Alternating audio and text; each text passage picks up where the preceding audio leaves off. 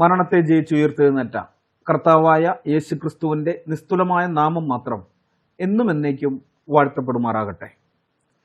യഹൂദന്മാരെ ഭൂമിയിൽ നിന്ന് ഉന്മൂലനം ചെയ്യാൻ വേണ്ടി വ്യർത്ഥ പരിശ്രമം നടത്തുന്ന അനേകം ഇസ്ലാമിസ്റ്റ് ഭീകര സംഘടനകളിൽ ഒന്നായ ഹമാസ് എന്ന ടെററിസ്റ്റ് സംഘടനയുടെ നേതാക്കന്മാർക്ക് ഖത്തർ അഭയം നൽകിയിരുന്നു എന്നത് പരസ്യമായൊരു കാര്യമാണ്. ഇസ്രായേൽ ഇത് പലവട്ടം പരാതിയായിട്ട് പറഞ്ഞിട്ടുള്ളതാണ്. ഖത്തറിനെതിരെ പരാതിയായിട്ട്, അതായത് തങ്ങൾക്കെതിരായ ഭീകര പ്രവർത്തനങ്ങൾക്ക് ഖത്തർ സൗകര്യമൊരുക്കുന്നു എന്ന് ഇസ്രായേൽ പലവട്ടം പറഞ്ഞിട്ടുള്ളതാണ്. 2023 ഒക്ടോബർ 7 ഹമാസിന്റെ നേതൃത്വത്തിൽ ഗാസയിലെ മുസ്ലിങ്ങൾ ഇസ്രായേലിനകത്തേക്ക് അതിക്രമിച്ചു കയറി ഇസ്രായേലിനുള്ളിൽ നടത്തിയ ജിഹാദി ഭീകരാക്രമണത്തിൽ 1200-ലധികം മനുഷ്യർ കൊല്ലപ്പെട്ടിരുന്നു. അതായത് ഇസ്രായേലി പൗരത്വമുള്ളവരും അല്ലാത്തവരുമായ 1200-ലധികം മനുഷ്യർ, അതുപോലെ തന്നെ 250-ലധികം മനുഷ്യർ ബന്ദികളാക്കപ്പെടുകയും ചെയ്തു. ഈ ജിഹാദി ആക്രമണം നടന്നുകൊണ്ടിരിക്കുന്ന സമയത്ത് ഹമാസിന്റെ നേതാക്കൾ ഖത്തറിന്റെ തലസ്ഥാനമായ ദോഹയിൽ അവരുടെ സ്യൂട്ട് റൂമിലിരുന്ന് വലിയ TV സ്ക്രീനിൽ ആക്രമണ ദൃശ്യങ്ങൾ തത്സമയം കാണുകയും അല്ലാഹു അക്ബർ വിളിക്കുകയും ശേഷം അള്ളാഹുവിന് നന്ദി പറഞ്ഞുകൊണ്ട് സുജൂദ് ചെയ്ത് നിസ്കരിക്കുകയൊക്കെ ചെയ്തതിൻ്റെ വീഡിയോകളും നമ്മൾ കാണുകയുണ്ടായി.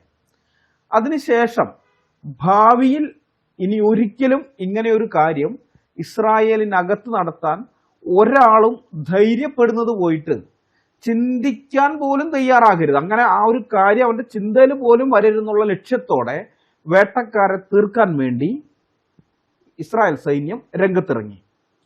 ജിഹാദി ഭീകരാക്രമണം നടത്തി ഗാസയിലേക്ക് തിരിച്ചുപോയി ഭൂമിക്കടിയിലുള്ള മാളങ്ങളിൽ പെരിച്ചാഴികളെപ്പോലെ ഒളിച്ചിരുന്ന ജിഹാദികളെ ഇസ്രായേൽ ഒരു മയവുമില്ലാതെ വേട്ടയാടി. 60,000-ലധികം ആളുകളാണ് ഗാസയിൽ മാത്രം കൊല്ലപ്പെട്ടത്. ലോകമെമ്പാടുമുള്ള ജിഹാദികൾ ഇരവാദത്തിന്റെ എല്ലാ വേർഷനും പുറത്തെടുത്തെങ്കിലും ഇസ്രായേൽ അതൊന്നും മൈൻഡ് ചെയ്യാതെ ഇപ്പോഴും മുന്നോട്ട് പോയിക്കൊണ്ടിരിക്കുന്നു. അതിനിടയിൽ സിറിയയുമായും ലെബനോനുമായും യമനുമായും ഇറാനുമായും ഇസ്രായേൽ യുദ്ധം നടത്തുകയും ചെയ്തു.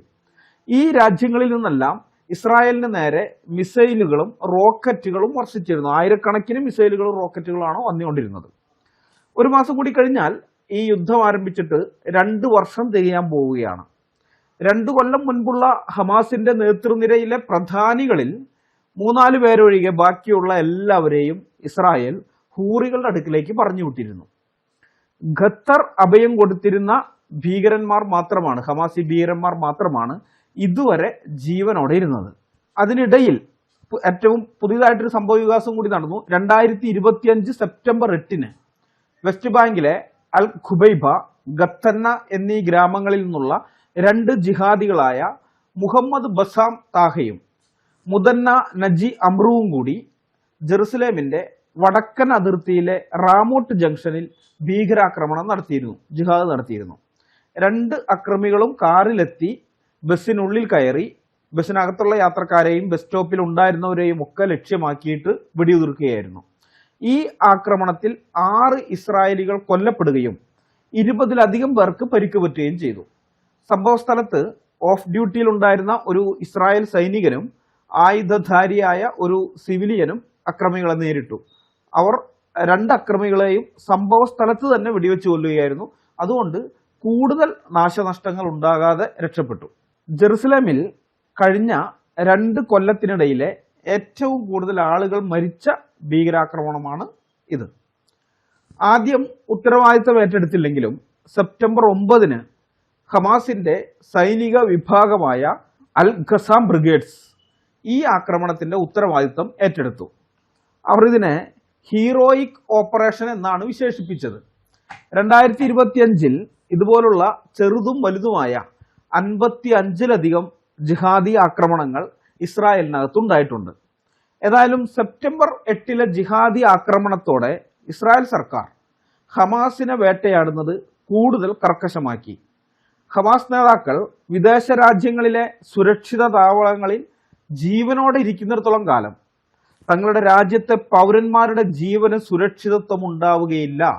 എപ്പോൾ വേണമെങ്കിലും അവർ ജിഹാദി ആക്രമണങ്ങളിൽ കൊല്ലപ്പെടാമെന്നുള്ളതുകൊണ്ട് ഭൂമിയിൽ ഇനിയും അവശേഷിച്ചിട്ടുള്ള ഹമാസ് നേതാക്കന്മാരെ ഇല്ലാതാക്കേണ്ടത് അനിവാര്യമാണെന്ന് ഇസ്രായേൽ ഗവൺമെന്റ് വിശ്വസിക്കുന്നു. 2025 സെപ്റ്റംബർ 8 ജെറുസലേം ആക്രമണത്തിന്റെ പശ്ചാത്തലത്തിൽ പിറ്റേ ദിവസം സെപ്റ്റംബർ 9, അതായത് ചൊവ്വാഴ്ച, ഇസ്രായേൽ സൈന്യം ഖത്തറിന്റെ തലസ്ഥാനമായ ദോഹയിൽ ഹമാസിന്റെ പൊളിറ്റിക്കൽ ഓഫീസിനെതിരെ ഒരു പ്രിസൈസ് അറ്റാക്ക് നടത്തി. ജിഹാദികൾ ചെയ്യുന്നത് പോലെ ലക്കും ലഖാനവുമില്ലാതെ ഇസ്രായേലിനകത്തേക്ക് മിസൈലുകൾ അയക്കുന്നത് പോലെ ആയിരുന്നില്ല. അങ്ങനെയല്ല ഇത്. കൃത്യമായി കൊല്ലപ്പെടേണ്ട ഭീകരന്മാർ മാത്രമുള്ള ഇടത്തേക്ക്, ആ ഒരു ലക്ഷ്യത്തിലേക്ക് മാത്രമായിട്ടായിരുന്നു അവരുടെ ആക്രമണം. അതുകൊണ്ട് തന്നെ 5 ഹമാസ് ഭീകരന്മാർ കൊല്ലപ്പെട്ടു. കൂടെ ഖത്തറിന്റെ ഒരു ഇന്റേണൽ സെക്യൂരിറ്റി ഫോഴ്സ് അംഗവും കൊല്ലപ്പെടുകയുണ്ടായി. അതായത് ഹമാസിന് പുറത്തുള്ള ഒരാളെ ഇതിൽ മരിച്ചിട്ടുള്ളൂ. ഇസ്രായേലിന്റെ ഈ ആക്രമണത്തിന് ശേഷം ഇസ്രായേലിനെതിരെ ധാരാളം ആളുകൾ രംഗത്ത് വന്നിട്ടുണ്ട്. ഭരണാധികാരികളടക്കം, സാധാരണക്കാരും ഭരണാധികാരികളുമായിട്ട് പല ആളുകൾ, അന്തംകമ്മികള്, ജിഹാദികള്, അങ്ങനെ കുറെ പേര് വേറെ, പിന്നെ വോക്കുകൾ, അതുപോലെയുള്ള ലിബറൽസ്, അവര് വേറെ, ഇവരൊക്കെ ഇസ്രായേലിനെതിരെ വന്നിരിക്കുകയാണ്. പല രാജ്യങ്ങളുടെയും ഭരണകർത്താക്കളും രാഷ്ട്രീയ പാർട്ടികളുടെ നേതാക്കന്മാരും സാംസ്കാരിക ശ്വാനന്മാരും സെലിബ്രിറ്റികളും ഒക്കെ ഇസ്രായേലിന്റെ ഖത്തർ ആക്രമണത്തെ അപലപിച്ചുകൊണ്ട് പ്രസ്താവനകൾ ഇറക്കുകയുണ്ടായി. നമ്മുടെ കേരളത്തിലും ഉണ്ടായിരുന്നു കേട്ടോ പ്രതിഷേധങ്ങൾ. DYFIയുടെ വക പ്രതിഷേധം സെപ്റ്റംബർ 11 നടന്നു. ഒരു സ്വതന്ത്ര പരമാധികാര രാഷ്ട്രത്തിലേക്ക് ഹമാസിന്റെ നേതൃത്വത്തിൽ ഗാസൻ മുസ്ലിങ്ങൾ നിയമവിരുദ്ധമായി കടന്നുകയറി കണ്ണിൽ കണ്ട 1200-ലധികം നിരപരാധികളായ വൃദ്ധരെയും സ്ത്രീകളെയും ഗർഭിണികളെയും കൊച്ചുകുഞ്ഞുങ്ങളെയും യാതൊരു ദയയുമില്ലാതെ അതിക്രൂരമായി കൊല്ലുകയും കൊച്ചു കുഞ്ഞുങ്ങളെ അടക്കം ബലാത്സംഗം ചെയ്യുകയും സ്ത്രീകളെയും കുട്ടികളെയും ഒക്കെ ടയറുകൾ കൂട്ടിയിട്ടതിന്റെ നടുവിലിട്ട് പെട്രോൾ ഒഴിച്ച് കത്തിക്കുകയും ശിശുക്കളെ മൈക്രോവേവ് അവനിൽ വെച്ച് ജീവനോടെ പുഴുങ്ങുകയും 250-ലധികം പേരെ തട്ടിക്കൊണ്ടുപോവുകയും തടവിൽ പീഡിപ്പിച്ചു കൊലപ്പെടുത്തുകയും ആ മൃതദേഹങ്ങളെ വെച്ച് വിലപേശുകയും അവശേഷിച്ച ബന്ദികളെ പട്ടിണിക്കിട്ട് എല്ലും തോലുമാക്കി തീർത്ത് അവരെ കൊണ്ട് തന്നെ സ്വന്തം ശവക്കുഴി കുത്തിക്കുകയും ഒക്കെ ചെയ്തപ്പോ DYFIയുടെ നേതാവ് സ്വരാജ് എന്താ പറഞ്ഞത്? ഇവര് ഈ ഓരോ ക്രൂരകൃത്യങ്ങളും ചെയ്തപ്പോ ഇവര് ന്യായീകരിക്കായിരുന്നു. സ്വരാജ് പറഞ്ഞത് പലസ്തീനികൾ എന്തു തന്നെ ചെയ്തിട്ടുണ്ടെങ്കിലും അവർ നിരപരാധികളാണെന്നായിരുന്നു. പലസ്തീനികൾക്ക് എന്തും ചെയ്യാം, അവരെന്ത് ചെയ്താലും അവർ നിരപരാധികളാണ്. എന്നാൽ ടൂറിസ്റ്റുകളായി കാശ്മീരിലെത്തിയ നിരപരാധികളായ 27 പേരെ തുണി പൊക്കി നോക്കി മതം നോക്കി വെടിവെച്ചു കൊന്ന ജിഹാദികളെ അയച്ച പാകിസ്ഥാനിലെ തീവ്രവാദ കേന്ദ്രങ്ങളിലേക്ക് ഇന്ത്യ സൈനിക നടപടിയെടുത്തപ്പോൾ ഇതേ സ്വരാജ് തന്റെ ഫേസ്ബുക്ക് പോസ്റ്റിലൂടെ യുദ്ധവിരുദ്ധ സാഹിത്യം വാരി വിതറുകയായിരുന്നു. ഏത് യുദ്ധത്തിലും ആദ്യം തോൽക്കുന്നത് സാധാരണക്കാരായ മനുഷ്യരാണ്, സ്ത്രീകളും കുഞ്ഞുങ്ങളുമാണെന്നൊക്കെയുള്ള സ്വരാജിന്റെ തള്ളു വായിച്ചാൽ അറപ്പ് തോന്നിപ്പോകും. അല്പമെങ്കിലും മനസാക്ഷി ബാക്കിയുള്ള ആൾക്കാർക്ക് അറപ്പ് തോന്നും. വോട്ട് ബാങ്ക് മാത്രം ലക്ഷ്യം വെച്ച് ജീവിക്കുന്നവർ ഇതല്ല ഇതിലപ്പുറവും ചെയ്യും. പിന്നെ നമ്മുടെ സുഡാപ്പികളുണ്ടല്ലോ, SDPI, അവരും പ്രതിഷേധ പ്രകടനവുമായി തെരുവിൽ ഇറങ്ങിയിരുന്നു കേട്ടോ. പഹൽഗാമിൽ മുസ്ലിം ഭീകരന്മാർ തുണി പൊക്കി മതം നോക്കി കാഫറുകളെ കൊലപ്പെടുത്തിയ സമയത്ത് യാതൊരു വിധമായ പ്രതിഷേധവും ഇവന്മാര് നടത്തിയിരുന്നില്ല. അതും കൂടി നിങ്ങൾ മനസ്സിൽ വെക്കണേ. ഇതൊക്കെ കേൾക്കുമ്പോൾ, ഇത് കാണുമ്പോൾ ഇതൊക്കെ ഓർക്കണം മനസ്സിനകത്ത്. കാരണം അവിടെ കൊല്ലപ്പെട്ടത് കാഫറും കൊന്നത് ദീനിന്റെ പോരാളികളുമായിരുന്നു. പക്ഷെ ഖത്തറിൽ അങ്ങനെയല്ലല്ലോ. ഖത്തറിൽ കൊല്ലപ്പെട്ടത് ദീനിനു വേണ്ടി ജിഹാദ് നടത്തുന്നവരും കൊന്നത് കാഫിറായ ജൂതനുമാണ്. അപ്പോൾ പ്രതിഷേധമാകാം. അതാണ് അവർ പ്രതിഷേധിക്കുന്നത്. കൊടുക്കുമ്പോൾ വീരവാദം, തിരിച്ചു കിട്ടുമ്പോൾ ഇരവാദം. അതാണ് ഇവന്മാരുടെ സ്ഥിരം പരിപാടി.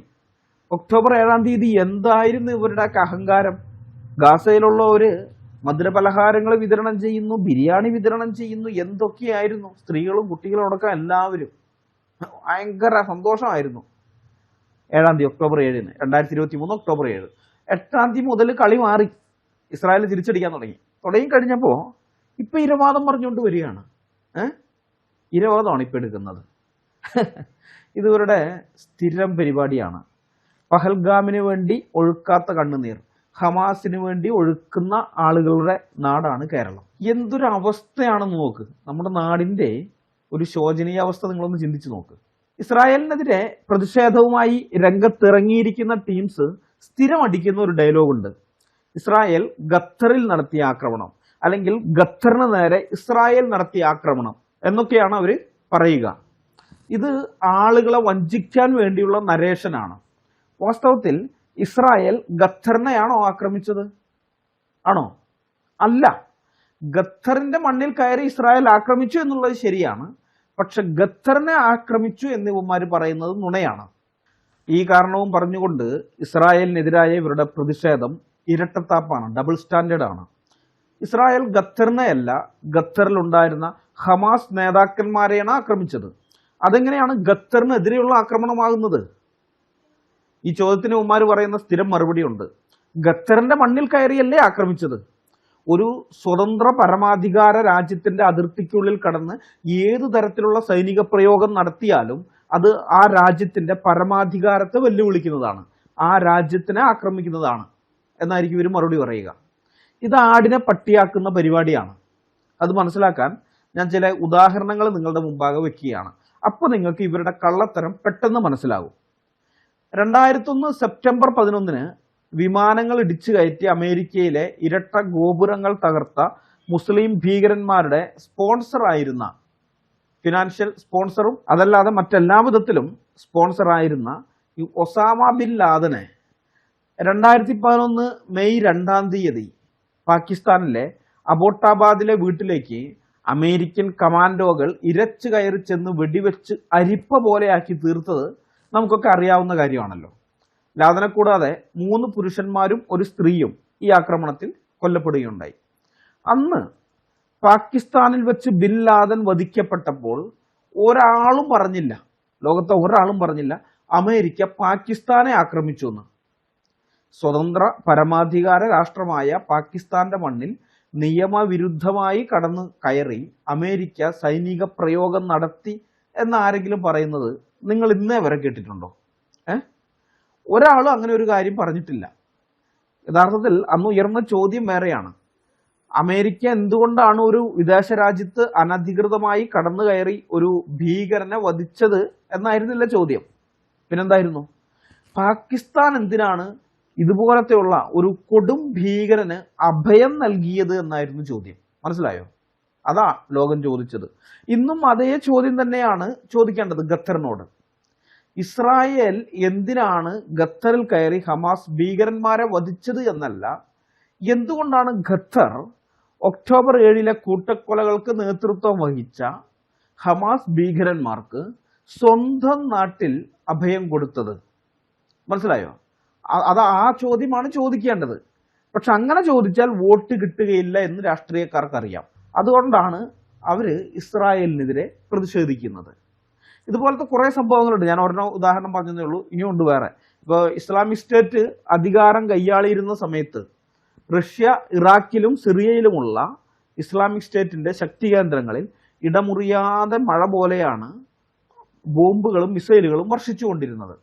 അതിനുശേഷം ബാഗ്ദാദിയെ പിടിക്കാൻ വേണ്ടി വന്ന അമേരിക്കൻ സൈനികരും ഇതുപോലെ ഇറാഖിലും സിറിയയിലും എത്രയോ ആക്രമണങ്ങൾ നടത്തി. റഷ്യ ഇറാഖിനെ ആക്രമിച്ചുവെന്നോ അമേരിക്ക സിറിയയെ ആക്രമിച്ചുവെന്നോ ആരെങ്കിലും പറയുന്നത് നിങ്ങൾ കേട്ടിട്ടുണ്ടോ?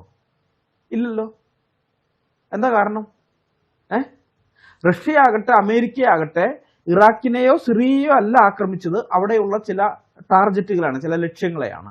അതുപോലെ ഓപ്പറേഷൻ സിന്ദൂറിൽ ഇന്ത്യ പാകിസ്ഥാനിലെ ഭീകര കേന്ദ്രങ്ങളെ സൈനിക നടപടികളിലൂടെ തകർത്തപ്പോൾ ലോകം അത് ഭീകരവിരുദ്ധ നടപടി എന്ന രീതിയിലും ഇന്ത്യയുടെ സ്വയം പ്രതിരോധം എന്ന രീതിയിലുമാണ് അതിനെ കണ്ടത്. അതുകൊണ്ട് തന്നെ അത് പാകിസ്ഥാനെതിരായ ആക്രമണമായി ഒരാളും മുദ്രകുത്തിയില്ല. ഇനി ഈ അടുത്ത് തന്നെ ഉണ്ടായ വേറൊരു സംഭവം നോക്കാം. ഇസ്രായേലും ഇറാനും തമ്മിൽ യുദ്ധം നടന്നുകൊണ്ടിരിക്കുന്ന സമയത്ത് അമേരിക്കയുടെ ബോംബർ വിമാനങ്ങൾ ഇറാനിൽ വന്ന് ബോംബിടുകയുണ്ടായി. അപ്പോൾ ഇറാൻ എന്താണ് ചെയ്തത്? ഖത്തറിലുള്ള അമേരിക്കൻ സൈനിക താവളത്തിനെ ലക്ഷ്യം വെച്ചുകൊണ്ട് മിസൈലുകൾ അയക്കുകയായിരുന്നു ഖത്തറിലേക്ക്. ഖത്തറിന്റെ മണ്ണിലേക്ക് ഇറാൻ മിസൈൽ അയച്ചതിന്റെ പേരിൽ ഏതെങ്കിലും അറബ് രാജ്യങ്ങളോ മുസ്ലിം രാജ്യങ്ങളോ അല്ലെങ്കിൽ ലോകത്തെ മറ്റ് രാജ്യങ്ങൾ, അറബോ അല്ലെങ്കിൽ മുസ്ലിമോ എന്നല്ലാത്ത മറ്റ് രാജ്യങ്ങളുണ്ടല്ലോ, അവരാരെങ്കിലും ഇറാൻ ഖത്തറിനെ ആക്രമിച്ചു എന്ന് കുറ്റപ്പെടുത്തുന്നത് നിങ്ങൾ കേട്ടിട്ടുണ്ടോ? അല്ല, ഇനി ഖത്തർ തന്നെ അങ്ങനെ ഇത് പറഞ്ഞോ, ഞങ്ങളെ ഇറാൻ ആക്രമിച്ചു, അതിനെതിരെ അന്താരാഷ്ട്ര സമൂഹം നടപടിയെടുക്കണം, അങ്ങനെ വല്ലതും പറഞ്ഞോ? ഇല്ല, ഒന്നും പറഞ്ഞില്ല. പകരം അറബ് കൂട്ടായ്മകൾ പോലും അമേരിക്കക്കെതിരെയുള്ള ഇറാന്റെ സാഹസികമായ തിരിച്ചടി എന്ന രീതിയിൽ അതിനെ ആഘോഷിക്കുകയായിരുന്നു. അപ്പൊ ഇതൊന്നും ഒരു സ്വതന്ത്ര പരമാധികാര രാഷ്ട്രത്തിനകത്തേക്ക് കടന്നു കയറി നടത്തിയ ആക്രമണങ്ങളായിരുന്നിട്ട് പോലും, ഇതെല്ലാം അങ്ങനെ ആയിരുന്നിട്ട് പോലും ഒരാളും ഇതിനെ കുറ്റപ്പെടുത്തിയിട്ടില്ല. എന്നാൽ ഇസ്രായേൽ ഖത്തറിലെ ഹമാസ് നേതൃത്വത്തെ മാത്രം ലക്ഷ്യം വെച്ചുകൊണ്ട് ആക്രമണം നടത്തിയാൽ അത് ഖത്തറിനെതിരായ ആക്രമണമാണ്. മനസ്സിലായോ? അതും പറഞ്ഞുകൊണ്ട് ഉമ്മാര് പ്രതിഷേധവുമായിട്ട് വരും. ഇതിനെ ഇരട്ടത്താപ്പ് എന്നല്ലാതെ വേറെ എന്ത് പേരിട്ടാണ് വിളിക്കേണ്ടത്? ഇത് ഡബിൾ സ്റ്റാൻഡേർഡ് ആണ്. മനസ്സിലായോ? ഇന്നത്തെ ലോകരാഷ്ട്രീയത്തിൽ ഏറ്റവും വ്യക്തമായി കാണുന്ന പ്രവണതയാണിത്. ആരാണ് ആക്രമിക്കുന്നത്, ആരെയാണ് ആക്രമിക്കുന്നത്, അതാണ് പ്രധാനം. ആക്രമിക്കുന്നത് മുസ്ലിങ്ങളും ആക്രമിക്കപ്പെടുന്നത് കാഫിറുമാണെങ്കിൽ യാതൊരു പ്രതിഷേധവുമില്ല, ആർക്കും പ്രശ്നമില്ല. വസ്തുതകളോ നിയമമോ സംഗതിയുടെ യുക്തിയോ ഇതൊന്നും ഇവർക്ക് പ്രശ്നമല്ല, അതൊന്നും ഒരു വിഷയമായിട്ടേ വരുന്നില്ല. ഇസ്രായേൽ എന്ന പേരാണ് പലർക്കും പ്രതിഷേധത്തിനുള്ള പ്രധാന കാരണം. മനസ്സിലായോ? ഇസ്രായേലാണോ ആക്രമിച്ചത്? എങ്കിൽ ഇസ്രായേലിനെതിരെ പ്രതിഷേധിക്കണം. ഇത് ഇരട്ടത്താപ്പാണ്. ഇവിടെ വിഷയം ഖത്തറിന്റെ പരമാധികാരമോ പലസ്തീനികളുടെ സുരക്ഷയോ ഒന്നുമല്ല. ഇസ്രായേലിനെ ജനമനസ്സിൽ ഭീകര രാഷ്ട്രമായി, തെമ്മാടി രാഷ്ട്രമായിട്ട് ചിത്രീകരിക്കുക, അതേ ഇവര് ലക്ഷ്യമായിട്ട് കാണുന്നുള്ളൂ. അതിനുവേണ്ടിയാണ് ഇതൊക്കെ ചെയ്യുന്നത്. ഇതിൽ കുറെ കോമഡികളൊക്കെ ഉണ്ട് കേട്ടോ. ഈ അറബ് മുസ്ലിം രാജ്യങ്ങളിലെ ഭരണത്തലവന്മാർ ഖത്തറിനെതിരെയുള്ള ഇസ്രായേൽ ആക്രമണത്തിൽ പ്രത്യേകം ശ്രദ്ധിക്കണം. ഖത്തറിലുണ്ടായിരുന്ന ഹമാസ് നേതൃത്വത്തിനെതിരെയുള്ള ഇസ്രായേൽ ആക്രമണമല്ല, ഖത്തറിനെതിരെയുള്ള ഇസ്രായേൽ ആക്രമണത്തിൽ പ്രതിഷേധിക്കാൻ വേണ്ടി ഖത്തറിൽ ഉച്ചകോടി നടത്തിയെന്നൊക്കെ പറയുന്നുണ്ട്. ഉച്ചകോടി എന്ന് പറയുന്നത് വേറെയാണ്, പക്ഷെ ഇവർ ഒരുമിച്ച് കൂടി ഇതൊക്കെ ചെയ്യുന്നുണ്ട്. സത്യം പറഞ്ഞാൽ ഉച്ചകോടിക്കൊന്നുമല്ല, ഉച്ചയൂണിന് വേണ്ടി ഇവന്മാർ ഒരുമിച്ച് കൂടിയതാണ്. ഇവന്മാരവിടെ ഉച്ചയ്ക്ക് ഓരോ മന്തി കഴിച്ച് സമാധാനമായി പിരിഞ്ഞു പോകും. അല്ലാതെ ഇസ്രായേലിനെതിരെ ഇവരെന്ത് മിണ്ടാനാണ്? സകല എണ്ണത്തിനും പേടിയാണ് ഇസ്രായേലിനെ, മിണ്ടുകയില്ല. അതിനേക്കാൾ ഉപരി സകല എണ്ണത്തിനും വെറുപ്പാണ് ഖത്തറിനെ. മനസ്സിലായ? എല്ലാവർക്കും ഖത്തറിന് വെറുപ്പാണ്. കാരണം ഈ ഖത്തർ ഡബിൾ സ്റ്റാൻഡേർഡ് കാണിക്കുക, അല്ലെങ്കിൽ ഡബിൾ ഗെയിമാണ്. അവിടെ ഇവിടെയും കളിക്കുന്നു, ഡബിൾ ഗെയിമാണ് കളിക്കുന്നത്. ഇത് ഇവർക്ക് എല്ലാവർക്കും അറിയാം. അതുകൊണ്ട് തന്നെ ഖത്തറിന് രണ്ട് കിട്ടണമെന്ന ആഗ്രഹം അറബ് രാജ്യങ്ങൾക്കെല്ലാം ഉണ്ട്. ഈ ഖത്തറിന്റെ ഈ ഡബിൾ ഗെയിം കാരണം ഏറ്റവും കൂടുതൽ പൊറുതി മുട്ടുന്നത് മുസ്ലിം രാജ്യങ്ങളും അറബ് രാജ്യങ്ങളും ഒക്കെയാണ്. അതുകൊണ്ടാണ് ഖത്തറിന് രണ്ടെണ്ണം കിട്ടട്ടെ അവരും ചിന്തിക്കുന്നത്. ഇനി ഇതിൽ വേറൊരു കോമഡി ഉണ്ട്. ഇസ്രായേൽ ഖത്തറിനെ ആക്രമിച്ചത് ശരിയായില്ല എന്നും പറഞ്ഞ് പ്രതിഷേധിക്കാൻ വരുന്ന മുസ്ലിം രാജ്യങ്ങളുടെ ഭരണത്തലവന്മാരിൽ ഒരാൾ ഇറാൻ പ്രസിഡന്റ് മസൂദ് പെസഷ്കിയാനാണ്. ഇറാന്റെ ആണവ കേന്ദ്രങ്ങളിൽ അമേരിക്ക നടത്തിയ ബോംബ് ആക്രമണത്തിന് പകരമായി അമേരിക്കയിലേക്ക് മിസൈൽ വിടാതെ ഖത്തറിലുള്ള അമേരിക്കൻ എയർബേസിലേക്ക് മിസൈലുകൾ അയച്ച അതേ ഇറാൻ ഭരണാധികാരിയാണ് ഇസ്രായേൽ ഖത്തറിനെ ആക്രമിച്ചതിൽ പ്രതിഷേധിക്കാൻ വേണ്ടി ഖത്തറിലേക്ക് വരുന്നത്. നിങ്ങൾ ഖത്തറിന്റെ അവസ്ഥ ഒന്ന് ചിന്തിച്ചു നോക്ക്. നിങ്ങൾ ഇതിനേക്കാളും ഗതികെട്ടൊരവസ്ഥ വേറെ ഒരു രാജ്യത്തിനും വരാനില്ല. ഇറാനെ ആക്രമിച്ച അമേരിക്കയെ ആക്രമിക്കാൻ വേണ്ടി ഇറാൻ ഖത്തറിലേക്ക് മിസൈൽ ആക്രമണം നടത്തും. ആ ആക്രമണത്തിൽ അറബ് മുസ്ലിം രാജ്യങ്ങൾക്കൊന്നും പ്രശ്നമില്ല, എല്ലാവരും വായടച്ചു മിണ്ടാതിരിക്കും. ഇറാൻ ചെയ്തത് നല്ല കാര്യം എന്ന് മനസ്സിൽ ചിന്തിക്കുകയും ചെയ്യും. എന്നാൽ ഇസ്രായേലിൽ ഭീകരാക്രമണം നടത്തിയ ഹമാസ് തീവ്രവാദികളെ ഇല്ലാതാക്കാൻ ഇസ്രായേല് ഖത്തറിലെ ഭീകരവാദികൾ ഒളിച്ചിരിക്കുന്ന ഹോട്ടൽ മുറിയിലേക്ക് ആക്രമണം നടത്തിയാൽ, അല്ലെങ്കിൽ ഹമാസിന്റെ പൊളിറ്റിക്കൽ ഓഫീസിലേക്ക് ആക്രമണം നടത്തിയാൽ, ഈ മുസ്ലിം രാജ്യങ്ങളെല്ലാം ഇസ്രായേലിനെതിരെ ഒച്ചയെടുക്കും. അങ്ങനെ ഇസ്രായേലിനെതിരെ ഒച്ചയെടുക്കാൻ വന്നവരിൽ ഒരാൾ 2 മാസം മുമ്പ് ഖത്തറിലേക്ക് മിസൈൽ ആക്രമണം നടത്തിയ ഇറാനിലെ ഭരണാധികാരിയാണ്. അയാളെ പരവതാനി വിരിച്ച് സ്വീകരിക്കേണ്ട ഗതികേടിലാണ് ഖത്തർ. അധികം വൈകൊന്നുമില്ല, ഇനിയിപ്പോ നെതന്യാഹുവിനും ഇതുപോലെ തന്നെ പരവതാനി വിരിച്ച് ഇവര് കയറ്റും. വേറെ നിവൃത്തിയില്ല, ഇവരൊക്കെ പേടിച്ച് കുടുങ്ങിയിരിക്കുകയാണ്, ശരിക്കും പെട്ടിരിക്കുകയാണ്. എല്ലാത്തിനും ഭയമാണ് ഇപ്പോൾ ഉള്ളില്. ഇസ്രായേൽ ഇങ്ങനെ ഒരു കൈവിട്ട കളി കളിക്കുമെന്ന് ഇവരാരും ചിന്തിച്ചിരുന്നില്ല. ഇനി ഇസ്രായേലിനെതിരെയുള്ള പ്രതിഷേധത്തിൽ വേറൊരു കോമഡി ഉണ്ട്. അത് നമ്മുടെ നാട്ടിൽ നിന്നാണ്, ഇന്ത്യയിൽ നിന്നുള്ള കോമഡിയാണ്. നമ്മുടെ നാട്ടിലെ സംഘികളൊക്കെ ഫേസ്ബുക്ക് അടക്കമുള്ള സോഷ്യൽ മീഡിയയിൽ ഇസ്രായേലിന് ഭയങ്കര സപ്പോർട്ടാണല്ലോ. പല സംഘികളുടെയും profile picture I stand with Israel, I love Israel, India loves Israel എന്നൊക്കെയായിരുന്നു. ഇസ്രായേലിന്റെ കൊടിയും അതുപോലെ ഇന്ത്യയുടെ കൊടിയും ഇതൊക്കെ വെച്ചിട്ടൊക്കെയുള്ള പ്രൊഫൈൽ പിക്ചറൊക്കെയാണ്. അന്നേ ഞങ്ങൾ പറഞ്ഞിരുന്നു ഈ സംഘികളുടെ ഇസ്രായേൽ പ്രേമം വെറുതെയാണ്, ഇവരെ വിശ്വസിക്കാൻ കൊള്ളില്ല, കുടിച്ച വെള്ളത്തിൽ നമ്പാൻ പറ്റില്ല, ഇവന്മാർ മറുകണ്ഠം ചാടുമെന്ന്. അത് തന്നെ ഇപ്പൊ സംഭവിച്ചു. മോഡിയും കൂട്ടരും ഇപ്പൊ ഇസ്രായേലിനെതിരെയാണ്. ഇസ്രായേൽ ഖത്തറിനെ ആക്രമിച്ചതിൽ മോഡി ഇസ്രായേലിനെ അപലപിച്ചിരിക്കുകയാണ്. ഖത്തറിന്റെ പരമാധികാരം ഇസ്രായേൽ ലംഘിച്ചു എന്നും പറഞ്ഞ് ആദ്യം ഇസ്രായേലിനെ അപലപിച്ച രാഷ്ട്രം ഇന്ത്യയാണ്. അതിനുശേഷം മോഡി എക്സിലൊരു പോസ്റ്റ് വിട്ടു. സഹോദര രാജ്യമായ ഖത്തറിന്റെ പരമാധികാരം ലംഘിച്ചതിനെ ഇന്ത്യ അപലപിക്കുന്നു. ചർച്ചകളിലൂടെയും നയതന്ത്രത്തിലൂടെയും പ്രശ്നങ്ങൾ പരിഹരിക്കുന്നതിനെയും സംഘർഷങ്ങൾ ഒഴിവാക്കുന്നതിനെയും ഞങ്ങൾ പിന്തുണയ്ക്കുന്നു എന്നൊക്കെ പറഞ്ഞിട്ടായിരുന്നു ആ പോസ്റ്റ്. സത്യം പറഞ്ഞാൽ അത് വായിച്ചിട്ട് ഞാൻ ചിരിച്ചൊരു വഴിക്കായിപ്പോയി. മനസ്സിലായ? ചിരിച്ചൊരു വഴിയായി. ഇതൊക്കെയാണ് ഇരട്ടത്താപ്പ് എന്ന് പറയുന്നത്. കൃത്യമായ ഇരട്ടത്താപ്പാണ്. ഈ പഹൽഗാം ആക്രമണത്തിന് ശേഷം പാകിസ്ഥാനിലെ തീവ്രവാദ കേന്ദ്രങ്ങൾ ആക്രമിക്കാൻ ഇന്ത്യൻ സൈന്യത്തിന് മോഡി ഉത്തരവ് കൊടുത്തപ്പോൾ പാകിസ്ഥാന്റെ പരമാധികാരത്തെ ഇന്ത്യ ലംഘിക്കുകയായിരുന്നില്ലേ? അല്ലേ? ചർച്ചകളിലൂടെയും നയതന്ത്രത്തിലൂടെയും പ്രശ്നങ്ങൾ പരിഹരിച്ച് സംഘർഷം ഒഴിവാക്കാമായിരുന്നില്ലേ? അതല്ലേ മോഡി ചെയ്യേണ്ടിയിരുന്നത്? അല്ലെങ്കിൽ അതെന്തുകൊണ്ട് മോഡി ചെയ്തില്ല? വേറൊന്നുമല്ല, മോഡി ചെയ്തത് തന്നെയാണ് ശരി. മനസ്സിലായോ? അപ്പോഴത്തെ വഴി എന്ന് പറയുന്നത് ഓപ്പറേഷൻ സിന്ദൂർ തന്നെയായിരുന്നു. അതാണ് വേണ്ടിയിരുന്നത്. അതിന്റെ ഒരുക്കങ്ങളും മറ്റു കാര്യങ്ങളൊക്കെ വേറെ. ഒരുക്കങ്ങൾ എന്ന് പറയുന്നത് സൈനിക ഒരുക്കങ്ങൾ മാത്രമല്ല, ഇസ്രായേൽ ചെയ്തതുപോലെ ഇസ്രായേലിൽ ഒക്ടോബർ 7 ഭീകരാക്രമണം ഉണ്ടായതിനു ശേഷം ഈ ഇസ്രായേൽ അവിടത്തുള്ള ഫോട്ടോഗ്രാഫ്സ് എല്ലാം, അതായത് കൊച്ചുങ്ങളെ മൈക്രോവേവ് ഓവനിൽ വെച്ച് പുഴുങ്ങിയെടുത്ത ഫോട്ടോഗ്രാഫ്സ് അടക്കം അങ്ങനെയുള്ളത് ഇതെല്ലാം ഈ നയതന്ത്ര ഉദ്യോഗസ്ഥന്മാർക്ക് കൈമാറി. ഐക്യരാഷ്ട്രസഭയിലെ എല്ലാ രാജ്യങ്ങളുടെയും നയതന്ത്ര ഉദ്യോഗസ്ഥന്മാർക്ക് കൈമാറിയിരുന്നു. അങ്ങനെയുള്ള കുറേ ഫോട്ടോസ് ടെലഗ്രാമിലൊക്കെ ഉണ്ട്, ഞാൻ കണ്ടിരുന്നു. അവരുടെ ഒരു ടെലഗ്രാം ഗ്രൂപ്പിനകത്ത് ഞാൻ മെമ്പറാണ്. നമുക്ക് കാണാനേ പറ്റിയില്ല. അതുപോലത്തെയാണ്. അമ്മയും കുഞ്ഞും ഒക്കെ, അമ്മ കെട്ടിപ്പിടിച്ച് കൊച്ചു കുഞ്ഞ് ഒരു 6-7 മാസമൊക്കെ കാണുകയുള്ളൂ, അതിനെ മാറോട് അടുക്കി പിടിച്ചിട്ടാണ് കത്തിക്കരിഞ്ഞു പോയിരിക്കുന്നത്. മനസ്സിലായോ? ചിലതൊക്കെ അങ്ങോട്ട് ഉരുകിപ്പോയിട്ടേ ചെറിയ മാംസപിണ്ഡമാണ്.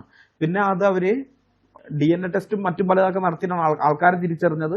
അങ്ങനെയൊക്കെയുള്ള കുറേത് ഈ ആ ഫോട്ടോസ് ഒന്നും കൂടെ കാണിക്കാൻ പറ്റില്ല. അത് കാണിച്ചു കഴിഞ്ഞാൽ ചാനൽ അടിച്ചു പോകും. അത് കണ്ടതുകൊണ്ടാണ് ലോകരാജ്യങ്ങള് ഇസ്രായേലിനെതിരെ, ഇസ്രായേൽ ഇത്ര ശക്തമായിട്ട് ഗാസയിൽ ആക്രമിക്കുക ഇതൊക്കെ ചെയ്തിട്ടും ഒന്നും പറയാതിരുന്നത്. അല്ലെങ്കിൽ മുമ്പ് അങ്ങനെയല്ല. അവന്മാർ വന്ന് ഇസ്രായേലിൽ ഭീകരാക്രമണം നടത്തി പോകും, എന്നിട്ട് മാളത്തിനടി കയറി ഒളിക്കും. ഇസ്രായേൽ തിരിച്ചടിക്കുമ്പോൾ കുറെ ആളുകൾ, സാധാരണക്കാരായ ആൾക്കാർ കൊല്ലപ്പെടും. അങ്ങനെ കൊല്ലപ്പെട്ടു കഴിഞ്ഞാൽ ഉടനെ തന്നെ ലോകരാജ്യങ്ങൾ ഇസ്രായേലിന്റെ മേലെ സമ്മർദ്ദം ചെലുത്തും. പിന്നെ ഇസ്രായേൽ വെടിനിർത്തൽ പ്രഖ്യാപിക്കും. ഇതാണ് ഉണ്ടായിരുന്നത്. പക്ഷേ ഇപ്രാവശ്യത്തെ അങ്ങനെ പറ്റാതിരുന്നതിന്റെ കാരണം ഈ ഫോട്ടോസ് എല്ലാം ആളുകളെ വളരെയധികം അസ്വസ്ഥരാക്കി എന്നുള്ളതാണ്. ഒരു സ്വതന്ത്ര രാജ്യത്തിനകത്തേക്ക് കയറി ചെന്ന് ഇങ്ങനെയൊക്കെ ചെയ്യാമോ? ഇങ്ങനെയൊക്കെ ചെയ്തു കഴിഞ്ഞാൽ ഞങ്ങളുടെ രാജ്യത്തും ഞങ്ങൾക്ക് എന്ത് സുരക്ഷിതത്വമാണുള്ളതെന്ന് ഓരോരുത്തരും ചിന്തിക്കാൻ തുടങ്ങി. ഈ ജിഹാദികൾ എപ്പോൾ വേണമെങ്കിലും ഇങ്ങനെയൊക്കെ ഞങ്ങളുടെ നാട്ടിലും ചെയ്തുകൂടെ എന്ന് ഓരോരുത്തരും ചിന്തിക്കാൻ തുടങ്ങി. അതുകൊണ്ടാണ് എല്ലാവരും ഇസ്രായേലിനെ സപ്പോർട്ട് ചെയ്തത്. അപ്പൊ അതേപോലത്തെയൊക്കെയുള്ള ഒരുക്കങ്ങൾ, അത് യുദ്ധം കഴിഞ്ഞതിന് ശേഷമാണ് മോഡി സർക്കാർ ഡെലിഗേറ്റ്സുകളെ പുറത്തേക്ക് വിട്ടത്, വിദേശ രാജ്യങ്ങളിലേക്ക് വിട്ടത്. അതൊക്കെ ആദ്യമേ ചെയ്യേണ്ടതായിരുന്നു. ഇസ്രായേൽ അങ്ങനെയാണ് ചെയ്തത്. അപ്പൊ ആ പോരായ്മകളൊക്കെ മാറ്റി നിർത്തിക്കൊണ്ട് ഞാൻ പറയുകയാണ്, ഓപ്പറേഷൻ സിന്ദൂർ ശരിയായ കാര്യം തന്നെയാണ്. അതാണ് ചെയ്യേണ്ടിയിരുന്നത്. അതിർത്തിക്കപ്പുറത്തുള്ള പാകിസ്ഥാനിലെ തീവ്രവാദ കേന്ദ്രങ്ങൾ ഇല്ലാതാക്കാൻ വേണ്ട സൈനിക നടപടികൾ തന്നെയായിരുന്നു ഇന്ത്യ ചെയ്യേണ്ടിയിരുന്നത്. സത്യത്തിൽ അത് ഇപ്പോഴല്ല, പണ്ടേ ചെയ്യേണ്ടതായിരുന്നു. പാകിസ്ഥാൻ അവരുടെ മദ്രസ ഇൻക്യുബേറ്ററുകളിൽ അടവെച്ച് വിരിയിച്ചെടുക്കുന്ന ജിഹാദി കുഞ്ഞുങ്ങളെ ഭീകരവാദത്തിന് വേണ്ടി ഇന്ത്യയിലേക്ക് ആദ്യമായി പറഞ്ഞയച്ചത് എപ്പോഴാണോ അപ്പോഴേ ഇന്ത്യൻ സർക്കാർ ചെയ്യേണ്ടതായിരുന്നു അതിർത്തി കടന്നുള്ള സൈനിക നടപടി. അന്നേ അത് ചെയ്തിരുന്നെങ്കിൽ, ഇന്ത്യയിലേക്ക് ഭീകരപ്രവർത്തനത്തിനായി ജിഹാദികളെ കയറ്റി അയച്ചാൽ തിരിച്ച് നല്ല അടി കിട്ടും എന്നുള്ള കാര്യം പാകിസ്ഥാൻ ഭരണാധികാരികൾക്കും പാകിസ്ഥാൻ ആർമിക്കും മനസ്സിലാക്കി കൊടുത്തിരുന്നെങ്കിൽ ഇന്ന് ഇന്ത്യക്കാരായ ആയിരക്കണക്കിന് നിരപരാധികൾ ജീവനോടെ ഭൂമുഖത്ത് കാണുമായിരുന്നു. മനസ്സിലായോ? ജീവനോടെ ഉണ്ടാകുമായിരുന്നു. കാരണം ഇസ്ലാമിക ഭീകരവാദികൾക്ക് മനസ്സിലാകുന്ന ഭാഷ അതാണ്. ജിഹാദികൾക്ക് പിടികിട്ടുന്ന ഭാഷ അതാണ്. ആധുനിക ലോകത്തെ പരിഷ്കൃത മനുഷ്യരുടെ ഭാഷ, അതായത് ചർച്ചകളുടെയും സമവായങ്ങളുടെയും ഭാഷ. അത് ഹൂറികൾക്ക് വേണ്ടി ചാകാൻ നടക്കുന്ന ജിഹാദികൾക്ക് ആ ഭാഷ അറിയില്ല. ആ ഭാഷയിൽ നമ്മൾ അവരോട് സംസാരിച്ചിട്ട് യാതൊരു പ്രയോജനവും ഇല്ല. അതുകൊണ്ട് തന്നെ ഇന്ത്യൻ അതിർത്തി കടന്നുള്ള ആദ്യത്തെ ജിഹാദി ആക്രമണത്തിൽ അതിശക്തമായ തിരിച്ചടിയായിരുന്നു ഇന്ത്യ ഗവൺമെന്റ് കൊടുക്കേണ്ടിയിരുന്നത്. ജിഹാദികൾക്ക് മനസ്സിലാകുന്ന ഭാഷയിൽ തന്നെ പ്രതികരിക്കണമായിരുന്നു. പക്ഷെ അന്നത്തെ സർക്കാർ അത് ചെയ്തില്ല. അതിനുശേഷമുള്ള സർക്കാരുകളും അത് ചെയ്തിട്ടില്ല. ഞാൻ യുദ്ധത്തിന്റെ കാര്യമല്ലാട്ടോ പറയുന്നത്. പാകിസ്ഥാനുമായി ഇന്ത്യ നേർക്ക് നേരെയുള്ള യുദ്ധങ്ങൾ ചെയ്തിട്ടുണ്ട്, അതിനെപ്പറ്റിയല്ല. അതായത് പാകിസ്ഥാൻ സൈനികരും ഇന്ത്യൻ സൈനികരും തമ്മിൽ നേർക്ക് നേരെയുള്ള യുദ്ധം, അതിനെപ്പറ്റിയല്ല ഞാൻ പറയുന്നത്. പാകിസ്ഥാൻ നടത്തുന്ന ഷാഡോ വാറിനെ പറ്റിയാണ്. ഓരോരോ ജിഹാദി ഭീകര സംഘടനകളിൽപ്പെട്ടവർക്ക് മദ്രസ ട്രെയിനിങ് കൊടുത്ത് ജിഹാദ് നടത്താനായിട്ട് ഇന്ത്യയിലേക്ക് കയറ്റി വിട്ടുകൊണ്ട് പാകിസ്ഥാൻ ചെയ്യുന്ന നിഴൽ യുദ്ധമുണ്ടല്ലോ, ഷാഡോ വാർ, അതിനെക്കുറിച്ചാണ് ഞാൻ പറയുന്നത്. മുംബൈ ഭീകരാക്രമണം അങ്ങനെയുള്ള ഒന്നായിരുന്നു. അതിനു മുമ്പ് ലഷ്കർ ഇ തൊയ്ബ, ജയ്ഷ് ഇ മുഹമ്മദ്, ഹിസ്ബുൾ മുജാഹിദീൻ, പിന്നെ JKLF Jammu and Kashmir liberation front, Lashkar e Islam, Tehreek ul Mujahideen തുടങ്ങിയ പല പല ഇസ്ലാമിക ജിഹാദി സംഘടനകൾ വഴിയും ഇന്ത്യയിൽ പാകിസ്ഥാൻ സർക്കാർ ജിഹാദി ആക്രമണങ്ങൾ നടത്തിയിട്ടുണ്ട്. ഓരോ പ്രാവശ്യവും മുസ്ലിം ഭീകരന്മാരുടെ ജിഹാദ് ഉണ്ടാകുമ്പോൾ ചർച്ചകളിലൂടെയും നയതന്ത്രത്തിലൂടെയും സംഘർഷം ഇല്ലാതാക്കാനാണ് ഇന്ത്യയിലെ ഭരണകർത്താക്കൾ ശ്രമിച്ചിട്ടുള്ളത്. അതിന്റെ അനന്തരഫലം ഇന്ത്യയിലെ ജനങ്ങൾ ഇസ്ലാമിക ഭീകരവാദത്തിന്റെ ഇരകളായി മാറി എന്നുള്ളതാണ്. അതുകൊണ്ട് തന്നെ സ്വതന്ത്ര പരമാധികാര രാഷ്ട്രമായ പാകിസ്ഥാന്റെ അതിർത്തിക്കകത്തുള്ള ജിഹാദി ഭീകര ക്യാമ്പുകളിൽ ചിലതിനെ ആക്രമിച്ച് നശിപ്പിച്ച മോഡി സർക്കാരിന്റെ ഓപ്പറേഷൻ സിന്ദൂർ ഇസ്ലാമിക ഭീകരവാദത്തിനെതിരായി ഇന്ത്യ നടത്തിയ ധീരമായ ഒരു ചുവടുവെപ്പായിരുന്നു എന്നാണ് എൻ്റെ അഭിപ്രായം. ഈ സ്വതന്ത്ര പരമാധികാര രാഷ്ട്രം എന്നൊക്കെ പറഞ്ഞാൽ അത് മറ്റ് രാജ്യങ്ങളിൽ ജിഹാദ് നടത്താനോ അല്ലെങ്കിൽ ഭീകരാക്രമണങ്ങൾ നടത്താനോ അല്ലെങ്കിൽ അങ്ങനെ നടത്തിയ ആൾക്കാർക്ക് വന്ന് സുരക്ഷിതമായി ഇരിക്കാനോ ഉള്ള സ്ഥലമല്ല. അതല്ല, സ്വതന്ത്ര പരമാധികാര രാഷ്ട്രം എന്ന് പറയുമ്പോൾ ആ രാഷ്ട്രത്തിന് അതിൻ്റെതായ ഉത്തരവാദിത്തങ്ങളുണ്ട്. ആ ഉത്തരവാദിത്തം നിർവഹിക്കണം, ചുറ്റുമുള്ള രാഷ്ട്രങ്ങളോട് അത് നിർവഹിക്കണം. അത് നിർവഹിക്കാതെ ഇങ്ങനെയൊക്കെ പുറകെ കൂടെ പണിതാൽ, മനസ്സിലായോ, അങ്ങനെയൊക്കെ പണിത് കഴിഞ്ഞാൽ തിരിച്ചടി കിട്ടും. അത് ഖത്തർ ചെയ്താലും ശരി, സൗദി ചെയ്താലും പാകിസ്ഥാൻ ചെയ്താലും ഏത് ടീം ചെയ്താലും, അല്ല പിന്നെ ഇന്ത്യയാണ് ചെയ്യുന്നതെങ്കിൽ ഇന്ത്യ ചെയ്താലും ഏത് രാജ്യം ചെയ്താലും തിരിച്ചടി ഉണ്ടാവാതിരിക്കൊന്നുമില്ല. സ്വതന്ത്ര പരമാധികാര രാഷ്ട്രം എന്നുള്ള ലേബല് മറ്റ് രാജ്യങ്ങളിൽ പോയിട്ട് ജിഹാദ് നടത്താനുള്ള ലൈസൻസ് അല്ല, മനസ്സിലായോ. ഏതായാലും ഇന്ത്യയിലെ മുൻ ഭരണാധികാരികൾ ആരും ചെയ്യാതിരുന്ന ആ ഒരു കാര്യം എന്തൊരു നിർബന്ധിതാവസ്ഥയിലാണോ മോഡിക്ക് ചെയ്യേണ്ടി വന്നത്, അതേ നിർബന്ധിതാവസ്ഥയിലാണ് ഇതിനു മുൻപത്തെ ഇസ്രായേലി ഭരണാധികാരികൾ ആരും ചെയ്തിട്ടില്ലാത്ത കാര്യം നെതന്യാഹുവിനും ചെയ്യേണ്ടി വന്നത്. മൊസാദ് അറബ് രാജ്യങ്ങളിൽ ധാരാളം രഹസ്യ ഓപ്പറേഷനുകൾ നടത്തിയിട്ടുണ്ട്. പക്ഷെ അത് മൊസാദാണ് ചെയ്തതെന്ന് പോലും അറിയാത്ത രീതിയിൽ ഏറ്റവും രഹസ്യമായിട്ടാണ് ചെയ്തിട്ടുള്ളത്. ഇനി പരസ്യമായിട്ട് നോക്കുകയാണെങ്കിലോ, ഇറാഖ്, സിറിയ, യമൻ, ഈജിപ്ത്, യോർദാൻ, പിന്നെ ലെബനോൻ, ഇറാൻ, ഇങ്ങനെയൊക്കെയുള്ള രാജ്യങ്ങൾക്കെതിരെ ഇസ്രായേൽ സൈനിക നടപടി എടുത്തിട്ടുണ്ട്, അതൊക്കെ ചെയ്തിട്ടുണ്ട്. പക്ഷേ അമേരിക്കയുടെ സംരക്ഷണത്തിലിരിക്കുന്ന ഒരു അറബ് രാജ്യത്തിനകത്ത് കയറി അടിക്കാൻ ഇന്നേ വരെ ഒരു ഇസ്രായേൽ ഭരണാധികാരിയും തയ്യാറായിട്ടില്ല. മിഡിൽ ഈസ്റ്റിലെ അമേരിക്കയുടെ ഏറ്റവും വലിയ മിലിറ്ററി ബേസ് ഉള്ളത് ഖത്തറിലാണ്. മിഡിൽ ഈസ്റ്റിലെ ഖത്തറിന്റെ തലസ്ഥാനമായ ദോഹയിൽ നിന്ന് 18 മൈൽ തെക്ക് പടിഞ്ഞാറായി സ്ഥിതി ചെയ്യുന്ന അൽ ഉദൈദ് വ്യോമസേനാ താവളമാണ് മിഡിൽ ഈസ്റ്റിലെ അമേരിക്കയുടെ ഏറ്റവും വലിയ മിലിറ്ററി ബേസ്. ഏഷ്യയിലല്ല, ഏഷ്യയിലേത് സൗത്ത് കൊറിയയിലാണ്. ഞാൻ പറഞ്ഞത് മിഡിൽ ഈസ്റ്റിലെ. സ്വാഭാവികമായും ഖത്തറിനെ തൊടാൻ ഒരാൾക്കും ധൈര്യം കാണില്ല. കാരണം അത് അമേരിക്കയുടെ സംരക്ഷണത്തിലാണ്, അമേരിക്കയുടെ ഏറ്റവും വലിയ മിലിറ്ററി ബേസ് അവിടെയുണ്ട്. പക്ഷേ നെതന്യാഹുവിന് വേറെ നിവൃത്തി ഉണ്ടായിരുന്നില്ല എന്നുള്ളതാണ് സത്യം. അടിക്കാതെ വേറെ നിവൃത്തി ഉണ്ടായിരുന്നില്ല. ഖത്തറിൽ ആക്രമണം നടത്തിയതിന് ഇസ്രായേലിനെ അപലപിക്കുക മാത്രമേ മോഡി ചെയ്തിരുന്നുള്ളൂ എങ്കിൽ നമുക്കത് മനസ്സിലാക്കാൻ പറ്റും. കാരണം അത് രാജ്യങ്ങൾ തമ്മിലുള്ള നയതന്ത്ര ബന്ധങ്ങളുടെ ഭാഗമാണ് അങ്ങനെയൊക്കെ ഉള്ളത്. ഈ അപലപിക്കുന്നതിനൊന്നും ഒരു വില ആരും കൊടുക്കാൻ പോകുന്നില്ല, അതെല്ലാവർക്കൊക്കെ അറിയാം. അപ്പൊ പിന്നെ അപലപിച്ചോട്ടെ. കാരണം ഇന്ത്യക്ക് ഖത്തറിനെ പിണക്കാൻ പറ്റില്ല. ഏതാണ്ട് 8 ലക്ഷത്തോളം ഇന്ത്യക്കാര് ഖത്തറിൽ ജോലി ചെയ്യുന്നുണ്ട്. അപ്പൊ പിന്നെ ഇങ്ങനെയൊക്കെ അപലപിക്കേണ്ടി വരും. അത് ഇസ്രായേലിന് മനസ്സിലാകും, അവരത് വലിയ മൈൻഡ് ചെയ്യാനൊന്നും പോകുന്നില്ല. പക്ഷേ മോഡി സർക്കാർ വേറൊരു കാര്യം ചെയ്തു. UN ജനറൽ അസംബ്ലിയിൽ ഇന്ത്യ ഇസ്രായേലിനെതിരായിട്ടും പലസ്തീന് അനുകൂലമായിട്ടും വോട്ട് ചെയ്തു. അത് നന്ദികേടാണ്. ഓപ്പറേഷൻ സിന്ദൂറിന്റെ സമയത്ത് അമേരിക്കയുടെ താല്പര്യത്തിന് വിരുദ്ധമായി ഇന്ത്യക്ക് ധാരാളം സഹായങ്ങൾ ചെയ്തിട്ടുള്ള രാജ്യമാണ് ഇസ്രായേൽ. അമേരിക്ക കൊടുക്കരുതെന്ന് പറഞ്ഞ പല മിലിറ്ററി ഉപകരണങ്ങളും ഇസ്രായേൽ ആ സമയത്ത് ഇന്ത്യക്ക് തന്നിട്ടുണ്ട്.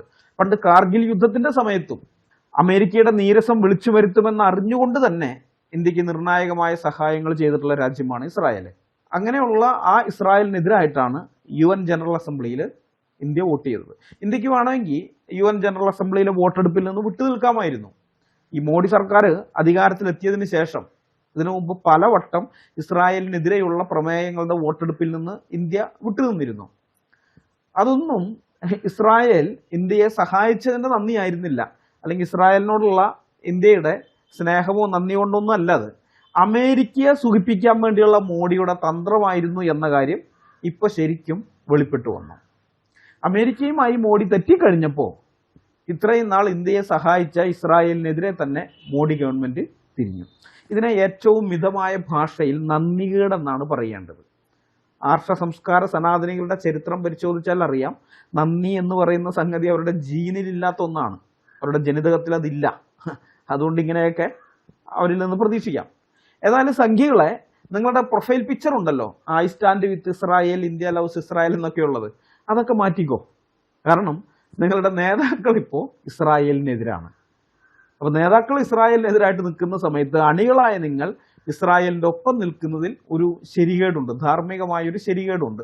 അതുകൊണ്ടാണ് നിങ്ങളോട് ആ പ്രൊഫൈൽ പിക്ചറൊക്കെ മാറ്റിക്കുമെന്ന് ഞാൻ പറയുന്നത്. ഈ വീഡിയോ ഞാനിവിടെ അവസാനിപ്പിക്കുകയാണ്.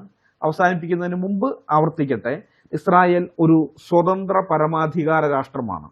ആ രാഷ്ട്രത്തിലേക്ക് അതിക്രമിച്ച് കയറിയവരെയും അവരെ സ്പോൺസർ ചെയ്തവരെയും ശിക്ഷിക്കാനുള്ള അവകാശം ഇസ്രായേലിനുണ്ട്. ഹമാസ് നേതാക്കന്മാർ ലോകത്തിന്റെ ഏത് കോണിൽ ചെന്ന് ഒളിച്ചാലും ഞങ്ങളുടെ കൈകൾ നിങ്ങളെ തേടി വരും എന്ന് ബെഞ്ചമിൻ നെതന്യാഹു ഐക്യരാഷ്ട്രസഭയിൽ എല്ലാ ലോകരാജ്യങ്ങളുടെയും മുന്നിൽ വെച്ച് പ്രസ്താവിച്ചത് വെറും വാക്കല്ല, അതവർ നടപ്പാക്കും. അതിനുള്ള ഇച്ഛാശക്തി അവരുടെ ഭരണകൂടത്തിനുണ്ട്. അത് നടപ്പാക്കാൻ ശേഷിയുള്ള സൈനിക സംവിധാനങ്ങൾ അവർക്കുണ്ട്. അതിനു വേണ്ടുന്ന വിവരങ്ങളെല്ലാം ശേഖരിച്ചു തരാൻ കെൽപ്പുള്ള മൊസാദ് എന്ന ചാരസംഘടനയും അവർക്കുണ്ട്. അതുകൊണ്ട് അവസാനത്തെ ഹമാസ് നേതാവും ഭൂമിയിൽ നിന്ന് തുടച്ചു നീക്കപ്പെടുന്നതുവരെ ഖത്തറിൽ നടന്നത് തുർക്കി അടക്കം പല രാജ്യങ്ങളിലായിട്ട് ഇനിയും ഉണ്ടാവും. കാരണം തുർക്കിയും ഇതുപോലെ ഹമാസിന്റെ ചില നേതാക്കന്മാർക്ക് അഭയം കൊടുത്തിട്ടുണ്ട്. അവരവിടെ സുഖവാസത്തിലാണ്.